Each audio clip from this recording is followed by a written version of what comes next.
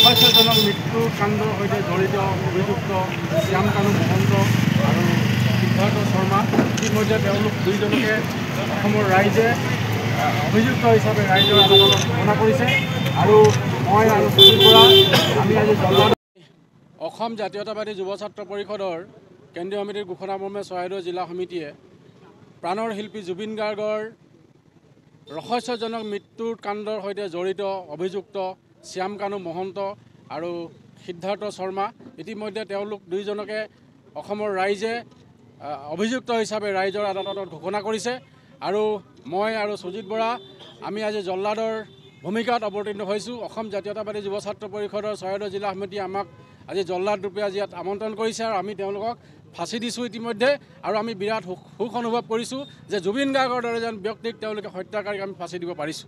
আৰু যদি এনেকুৱা ধৰণৰ জুবিন গাৰ্গৰ বিৰুদ্ধে ষড়যন্ত্ৰ কৰা অভিযুক্তকাৰী ওলায় তেতিয়াহ'লে মই আৰু সুজিত বৰাই অনাগত সময়ত অসমৰ যিকোনো ঠাইত গৈ সেইসকলক ফাঁচি দিয়াৰ বাবে প্ৰস্তুত আছোঁ। আৰু বাকী যিখিনি আছে আমাৰ সন্মানীয় সাধাৰণ আজি প্ৰাণৰ শিল্পীগৰাকী ন্যায় প্ৰদান কৰিবৰ কাৰণে আজি অসম জাতীয়তাবাদী যুৱ ছাত্ৰ পৰিষদ কেন্দ্ৰীয় সমিতিৰ নিৰ্দেশমৰ্মে আজি সমগ্ৰ অসমৰ লগতে প্ৰাণৰ শিল্পীগৰাকীৰ লগত মৃত্যুৰ তদন্তৰ লগত জড়িত যোন মূল অভিযুক্ত শ্যাম কানু মহন্ত আৰু সিদ্ধাৰ্থ শৰ্মাক আজি আমি ৰাইজৰ আদালতত ৰাজহুৱাভাৱে আমি ফাঁচী প্ৰদান প্ৰতীকী কাৰ্যসূচী ৰূপায়ণ কৰিছিলোঁ।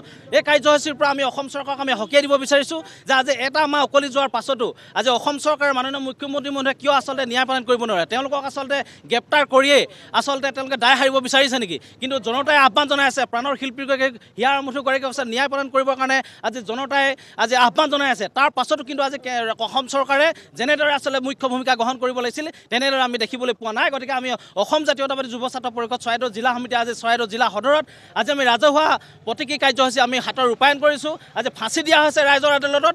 ৰাইজে ইতিমধ্যে তেওঁলোকক ন্যায় প্ৰদান কৰিছে, জুবিন গাৰ্গক ন্যায় প্ৰদান কৰিছে আজি এই ফাঁচী কাৰ্যসূচীৰ পৰা। গতিকে আমি অসম চৰকাৰ অতি শীঘ্ৰে ইয়াৰ ওপৰত বিহিত ব্যৱস্থা গ্ৰহণ কৰিবৰ কাৰণে আজি এই ফাঁচী কাৰ্যসূচীৰ পৰা আমি আজি সংবাদ মাধ্যমৰ জৰিয়তে আমি তেখেতলোকক পুনৰ আমি আহ্বান জনাইছোঁ।